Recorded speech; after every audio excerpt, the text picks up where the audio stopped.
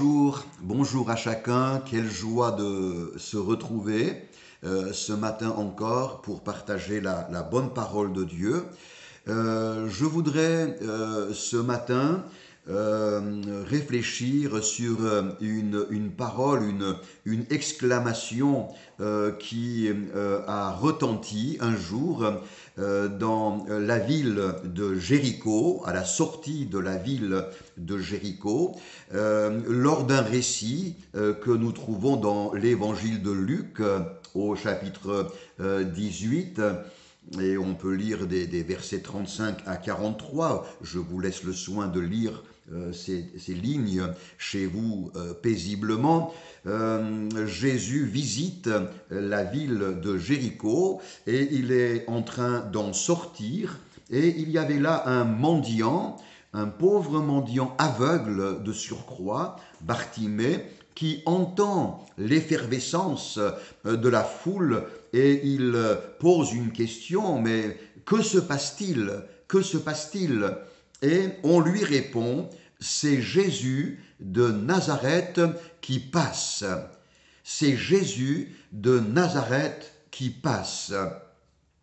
Et c'est ce terme que je voudrais relever en particulier, qui nous présente Jésus, le Sauveur que Dieu nous a envoyé, Jésus qui passe. Et je m'empresse de dire ce matin que depuis 2000 ans, parce qu'il est ressuscité, il est vivant, Jésus passe. Jésus passe souvent, bien plus que nous ne le pensons. Jésus passe tout près de l'être humain avec l'intention de lui faire du bien, de le bénir. C'est Jésus de Nazareth qui passe. Réfléchissons sur le contexte dans lequel se déroule ce récit. La ville de Jéricho rassemblait un public très élitiste, une population privilégiée. Jéricho était une ville résidentielle et pour séjourner à Jéricho, il fallait avoir réussi dans la vie. Il fallait avoir les moyens. Je dirais qu'il y a ici un premier message qui nous interpelle, une population qui a réussi, en tout cas qui a réussi économiquement, matériellement, des hommes, des femmes, des familles riches qui avaient donc de grands moyens économiques et cependant, une extrême misère côtoyait cette prospérité économique, puisqu'il y avait là un misérable mendiant, Bartimée, aveugle, assis dans la poussière au bord du chemin. Eh bien, c'est une population que Jésus cherche à visiter. Notre société a tout misé sur la réussite économique, la prospérité financière et la situation matérielle. Et il y a là quelque chose qui nous interpelle. Jésus passe auprès de ce premier public pour montrer la vanité de leur richesse séculière et pour leur révéler les véritables richesses. Si vous lisez ce texte, vous remarquerez que ce pauvre mendiant va faire ce jour-là une expérience qui va changer sa vie et il va découvrir les véritables richesses, les richesses de bonheur, de paix intérieure, d'espérance, d'éternité en la personne de Jésus-Christ. Un autre texte nous présente Jésus qui passe dans un secteur bien particulier sur les rives du Jourdain. Il y avait en effet dans ces lieux une effervescence, une population se massait sur les rives du Jourdain où Jean-Baptiste annonçait le message de Dieu, et il y avait là une autre sorte de population. Je dirais qu'il y avait là des hommes, des femmes en recherche spirituelle. En recherche spirituelle.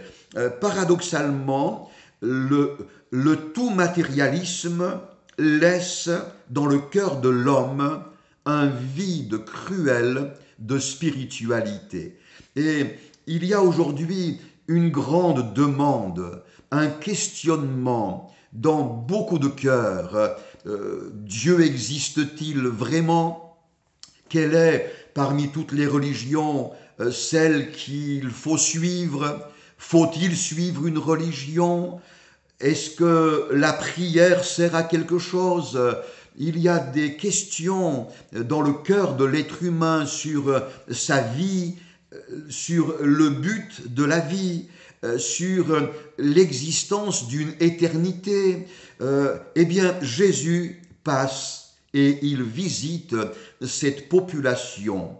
Et lorsque Jésus passe, Jean-Baptiste s'adresse à la foule et il pointe du doigt le Christ en proclamant ces paroles: « Voici l'agneau de Dieu qui ôte le péché du monde. » Comme un panneau indicateur, Jean-Baptiste affirme clairement que la personne de Jésus-Christ est celle qu'il faut suivre. C'est le Sauveur, c'est l'envoyé de Dieu, c'est celui par qui nous pouvons entrer dans l'appropriation du salut.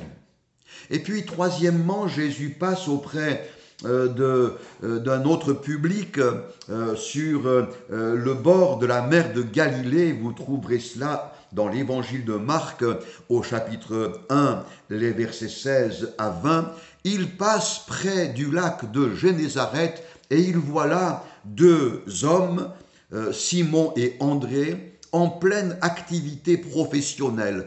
Ils sont le symbole de tous les actifs, de tous ceux qui sont pris dans les rouages, dans le rythme frénétique d'une vie professionnelle suractive.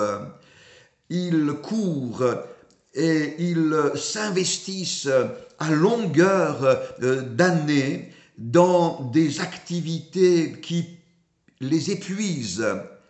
Et ils n'ont pas le temps, ils n'ont pas le temps pour Dieu, pour les choses spirituelles. Eh bien, Jésus passe quand même. Jésus passe quand même.